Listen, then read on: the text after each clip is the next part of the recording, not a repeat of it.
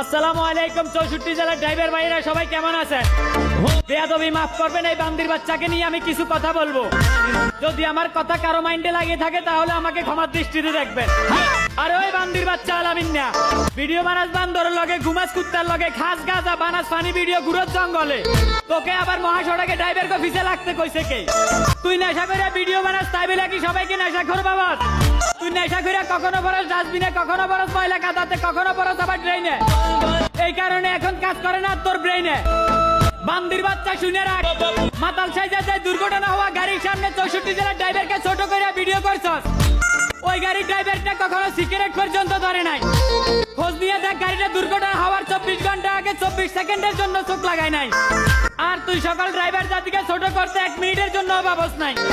এখনো সময় আছে, ভিডিওটা ডিলিট কর।